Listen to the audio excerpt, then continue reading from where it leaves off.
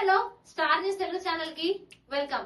అద్దంకి దయాకర్ బాల్మూరు వెంకట్లకు కీలకమైన పదవులు అవి ఏంటి అంటే ఇది కూడా తెలంగాణ సర్కార్ కీలకంగా తీసుకున్న నిర్ణయం. మరి తెలంగాణ ప్రభుత్వం కీలకంగా నిర్ణయం అయితే తీసుకుంది. అటు అసెంబ్లీ ఇటు శాసన మండలిలో విప్ల నియామకం అయితే చేపట్టింది. మరి ఇద్దరు ఎమ్మెల్సీలను కూడా శాసన మండలిలో విప్లుగా నియమించింది. అదే సమయంలో మరొక ముగ్గురు ఎమ్మెల్యేలను కూడా శాసనసభలో విప్లుగా అయితే నియమిస్తూ ఉత్తర్వులు కూడా వెలువరించింది. మరి మండలిలో అద్దంకి దయాకర్ బల్మూరి వెంకట్లకు విప్ పదవులు అయితే దక్కగా నగరికల్ ఎమ్మెల్యే వేముల వీరేశం, పెద్దపల్లి ఎమ్మెల్యే విజయ రమణారావు, మహబూబ్ నగర్ ఎమ్మెల్యే ఎన్ఎం శ్రీనివాస్ రెడ్డిలకు అసెంబ్లీలో విప్ పదవులు అయితే దక్కాయి. మరి ఇక రేవంత్ రెడ్డి ప్రభుత్వానికి శాసనసభ శాసన మండలిలో సమన్వయం అందించేందుకే ఈ ప్రభుత్వం అయితే విప్లను కూడా నియమించింది. మరి ఈ నియామకాలకు సంబంధించి తెలంగాణ ప్రభుత్వ ప్రధాన కార్యదర్శి కె రామకృష్ణారావు గురువారం ఉత్తర్వులు కూడా జారీ చేశారు.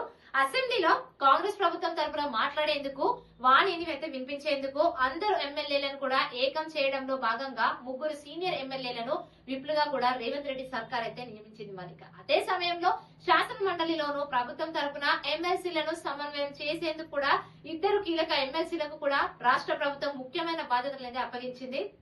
సాధారణంగా శాసనసభ శాసన మండలిలో ప్రభుత్వం పలు కీలకమైన బిల్లులను కూడా ప్రవేశపెడుతుంది. ఇట్లాంటి బిల్లులను కూడా సర్కార్ ప్రవేశపెట్టినప్పుడు ఎమ్మెల్యేలు ఎమ్మెల్సీలు హాజరయ్యేటట్టుగా చూడటం ఈ ప్రభుత్వం విప్ల ప్రధాన కర్తవ్యం. మరి ఇదంతా ఇలా ఉంటే మరొక వైపు పార్టీ తీసుకునే నిర్ణయాలను కూడా ఎవరు వ్యతిరేకించకుండా విప్ జారీ చేసే అధికారం ఈ ప్రభుత్వం విప్లకైతే ఉంటుంది.